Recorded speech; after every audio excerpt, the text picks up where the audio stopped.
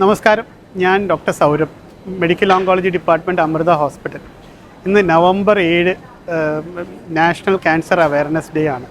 Government of India ഇത് തുടങ്ങിയിരിക്കുന്നത് നമ്മുടെ എല്ലാവർക്കും ക്യാൻസർ ഡിറ്റക്ഷൻ ഏർലിയർ സ്റ്റേജിൽ കണ്ടുപിടിക്കാനും ക്യാൻസർ പ്രിവെൻഷൻ്റെ ലഘുകരമായ കാര്യങ്ങൾ എല്ലാവരെയും എത്തിക്കാനും വേണ്ടിയിട്ടാണ് ഗവൺമെൻറ് ഓഫ് ഇന്ത്യ ഇങ്ങനെയൊരു ദിവസം ആചരിക്കുന്നത്.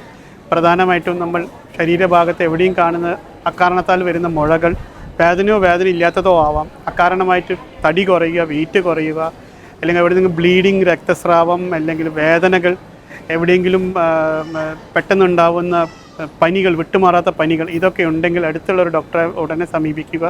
അതിൻ്റെ കാരണങ്ങൾ കണ്ടുപിടിക്കാം. പലപ്പോഴും ക്യാൻസർ ആവണമെന്നില്ല, പക്ഷേ ക്യാൻസർ ആണെങ്കിൽ അത് ഏർലിയർ സ്റ്റേജിൽ കണ്ടുപിടിക്കാം. ഇത് കൂടാതെ സ്ത്രീകൾക്ക് പ്രത്യേകിച്ചിട്ടും 40 വയസ്സ് മുതൽ 70 വയസ്സുള്ളവർക്ക് മാമോഗ്രാം എന്ന ലഘുകരമായ ടെസ്റ്റിൽ ഇന്ന് സ്ത്രീകളിൽ ഏറ്റവും സർവ്വസാധാരണമായിരിക്കുന്ന ബ്രസ്റ്റ് ക്യാൻസർ, സ്തനാർബുദത്തിൻ്റെ വേഗം കണ്ടുപിടിക്കാൻ, പാപ്സ്മിയർ അല്ലെങ്കിൽ HPV ടെസ്റ്റിലൂടെ സെർവൈക്കൽ ക്യാൻസർ വേഗം കണ്ടുപിടിക്കാൻ പറ്റുന്ന ഇങ്ങനത്തെ ലഘുകരമായ കുറേ ടെസ്റ്റുകളും കൂടെ ഉണ്ട്. ഇത് ചെയ്താലും പലപ്പോഴും ക്യാൻസർ ഏർലി സ്റ്റേജിൽ കണ്ടുപിടിക്കും.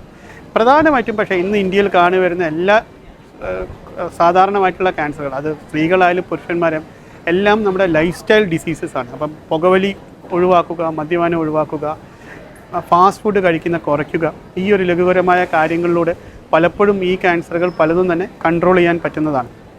ഇത് കൂടാതെ regular checkup, breast self examination, പിന്നെ പെൺകുട്ടികൾക്ക് പ്രത്യേകിച്ചിട്ടും ചെറുപ്രായത്തിൽ HPV വാക്സിനേഷൻ എടുപ്പിക്കുക, പിന്നെ ഹെപ്പറ്റൈറ്റിസ് ബിൻ്റെ വാക്സിനേഷൻ എടുപ്പിക്കുക. ഇതിനാൽ തന്നെ പലതരം ക്യാൻസറും HPVയും ഹെപ്പറ്റൈറ്റിസ് ബിയും ആൺകുട്ടികൾക്കും കൊടുക്കുന്നത് ഭയങ്കര നല്ലതാണ്. HPV ആക്ച്വലി, അതായത് ഹെപ്പറ്റൈറ്റിസ് ബി വാക്സിനേഷൻ 2 പേർക്കും കൊടുക്കേണ്ടതാണ്.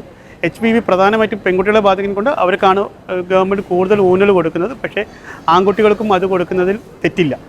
ഇത് കൂടാതെ നമ്മുടെ ലഘുകരമായ സ്ക്രീനിങ് ടെക്നോളജി, അതായത് നേരത്തെ പറഞ്ഞ വരില്ല മാമോഗ്രാം, പാപ്സ്മിയർ അല്ലെങ്കിൽ HPV ടെസ്റ്റിംഗ്, പിന്നെ ബ്രസ്റ്റ് സെൽഫ് എക്സാമിനേഷൻ ഇത്യാദി കാര്യങ്ങളും കൂടെ ചെയ്താൽ പലപ്പോഴും നമ്മൾ ഇന്ത്യയിൽ കണ്ടുവരുന്ന ഒട്ടുമുക്ക ക്യാൻസറുകളും ഏർലി സ്റ്റേജിലോ അല്ലെങ്കിൽ ഒരു ക്യാൻസറിൻ്റെ ജസ്റ്റ് പ്രീ ആയിട്ടുള്ള സ്റ്റേജിലോ പലപ്പോഴും കണ്ടുപിടിക്കപ്പെടാറുണ്ട്.